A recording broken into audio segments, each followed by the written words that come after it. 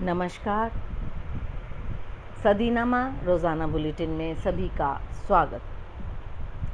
मैं सुनीता अरोड़ा 31 मई 2023 का संपादकीय प्रस्तुत कर रही हूँ, जिसका शीर्षक है क्रांतिकारी रास बिहारी बोस।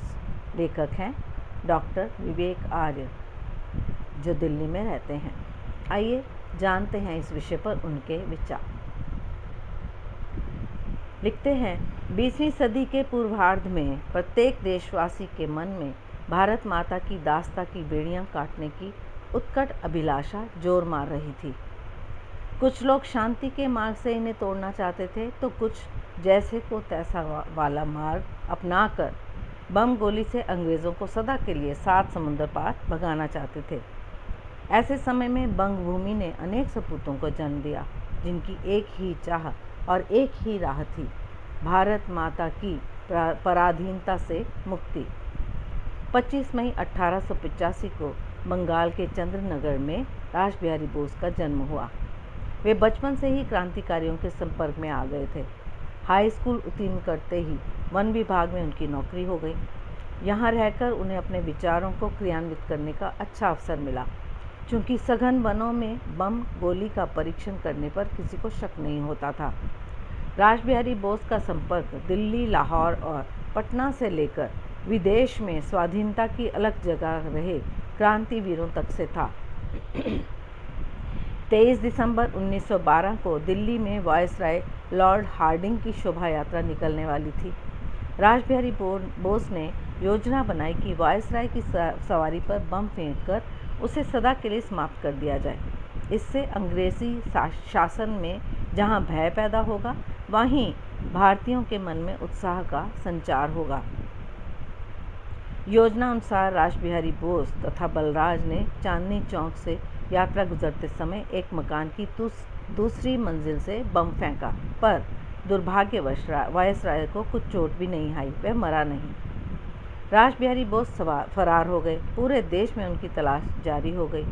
ऐसे में उन्होंने अपने साथियों की सलाह पर विदेश जाकर देशभक्तों को संगठित करने की योजना बनाई।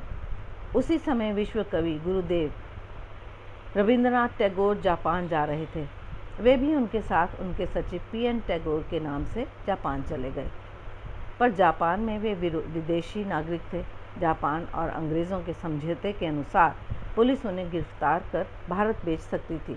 अतः कुछ मित्रों के आग्रह पर उन्होंने अपने शरणदाता सोमा दंपति की 20 वर्षीय बेटी तौसिको से उसके आग्रह पर विवाह कर लिया। इससे उन्हें जापान की नागरिकता मिल गई। यहाँ तौसिको का त्याग भी अतुलनीय है। उसने रास बिहारी के मानव कवच की भूमिका निभाई। जापान निवास के 7 साल पूरे होने पर उन्हें स्वतंत्र नागरिकता मिल गई। अब वे कहीं भी जा सकते थे। उन्होंने इसका लाभ उठाकर दक्षिण एशिया के कई देशों में प्रवास कर रहे भारतीयों को संगठित कर अस्त्र शस्त्र भारत के क्रांतिकारियों के पास भेजे। उस समय द्वितीय विश्व युद्ध की आग भड़क रही थी। रास बिहारी बोस ने भारत की स्वतंत्रता हेतु इस युद्ध का लाभ उठाने के लिए जापान के साथ आज़ाद हिंद की सरकार के सहयोग की घोषणा कर दी।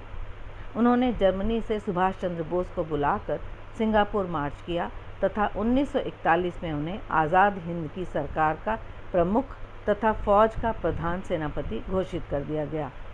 देश की स्वतंत्रता के लिए विदेशों में अलग जगाते और संघर्ष करते हुए रास बिहारी बोस का शरीर थक गया।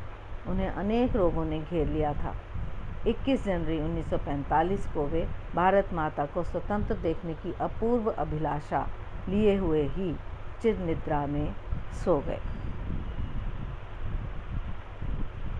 यहीं तक आज का सूचना विचार। इंतज़ार कीजिए कल तक। धन्यवाद। सुनकर देखो, सुनकर देखो, सुनकर देखो जी। ममता राहुल मोदी बोले, लिखे जितेंद्र जी।